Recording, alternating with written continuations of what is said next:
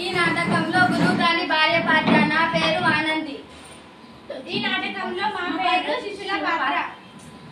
ఈ నాటకంలో నా పాత్ర గురువు పాత్ర. ఈ నాటకంలో నా పాత్ర చెలికత్త పాత్ర. నా పాత్ర యువరాణి పాత్ర. నా పేరు చంద్రలేఖ. ఒకరోజు ఒక లేక తన చెలికత్తెలతో కలిసి ఒక అడుగు స్నానం చేస్తూ ఉండగా అరుణకి ఉంటారన్న భ్రమతో తాము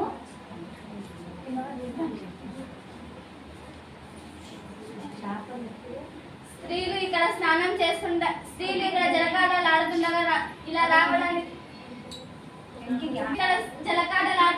రావడానికి సిగ్గుగా లేదు. అసలు మీరు గురువులేనా? మీకు శాపం ఇస్తున్నాను.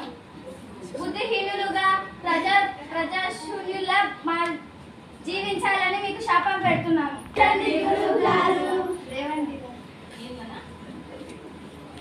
ఏం జరిగిందిరా? మేము స్త్రీలు స్నానం చేస్తుండగా పొరపాటుగా వెళ్ళి మనం చూసాము గురుగారు. వాళ్ళు మమ్మల్ని శపించారు.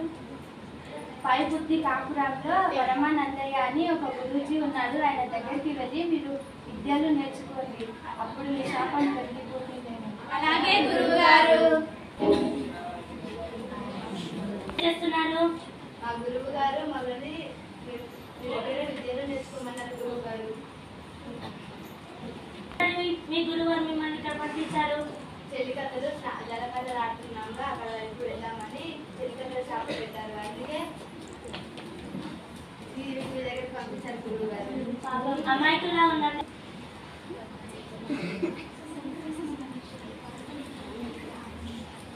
అరే గురువు గారు మనల్ని చాలా మంచిగా చూసుకుంటున్నారు కదరా. మంచిగా చూసుకోవడమే కాదురా, వాళ్ళ శిష్యులాగా కూడా చూసుకుంటున్నారు. అరే గురువుగారు నిలబడి చాలా సేపు అయిందిరా. గురువుగారిని తీసుకువెళ్ళి లోపల కూర్చోబెడతాం పదండిరా. గురువు గారు ఏంటి ఇలా ఉంటారు?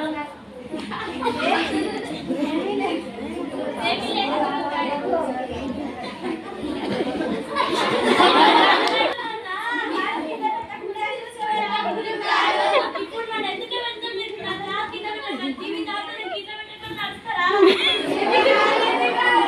ఆనంది ఆనంది ఎవర్రా మీరంతా? ఏం చేస్తున్నారు?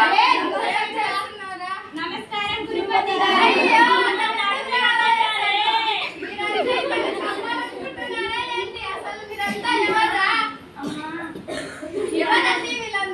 వీళ్ళందరూ అమ్మాయిలు నా శిశువులు ఆనంది. మీరు ఇలా ఉంటే ఎలా బతుకుతారండి? పాపం వీళ్ళకి ఎక్కడ లేక నేను తీసుకొచ్చానండి. సరే ఈసారికి సరే వెళ్ళండి లోపలికి రండి. రమానందయ్య వాళ్ళు చేసే తింగరి పనులకు ఓర్పుతో క్రమశిక్షణ పద్ధతి పనులు రామా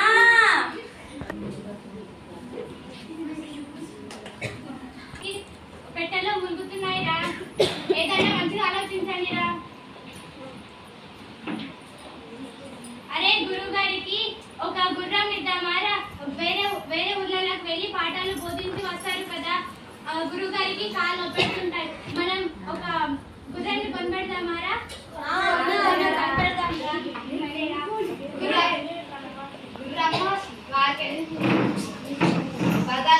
అంగడిలో అమ్ముతారా? సంతలో అమ్ముతారు. అవునరా, గురువారికి తెలియకుండా మనం సరేనా?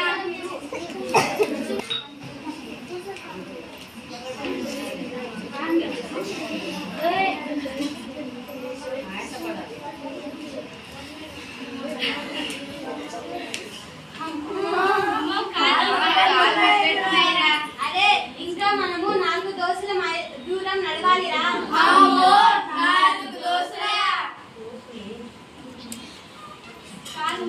కాళ్ళు నొప్పిగా ఉన్నాయిరా.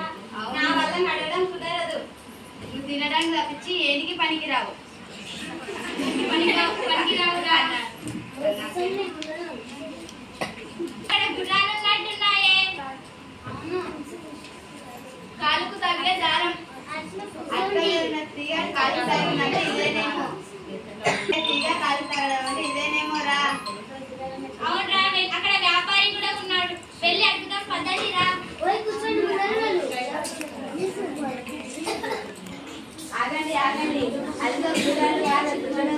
కూడా ఉన్నాయిరా. అవును రావురా, గుర్రం కొనడం కన్నా గుర్రం గుడ్డు కొనడం తప్పదేమో కదరా. అవునురా. వ్యాపారి ఏం స్వామీజీ అందరు ఇలా కలిసి వచ్చారు? మేము మా గురువు గారికి అనుకుంటున్నాము. కాబట్టి గుర్రాలు ఇద్దాం అనుకుంటున్నాం, కానీ గుర్రాల పక్కన గుడ్డులు ఉన్నాయి కాబట్టి గుర్రాలు ఇద్దాం అనుకుంటున్నాం వ్యాపారి.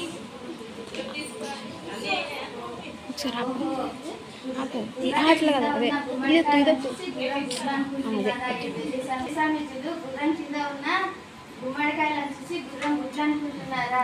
పోనీలే, బాగా బోల్తా కొట్టించొచ్చు.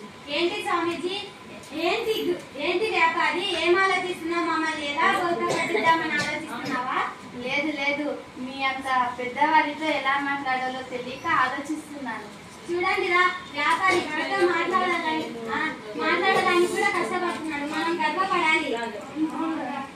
సరేలే, గుడ్డు ఎంత ఇస్తున్నావో చెప్పండి. ఏంలే స్వామీజీలు, ఒక్క 20 వరహాలే. అలాగే.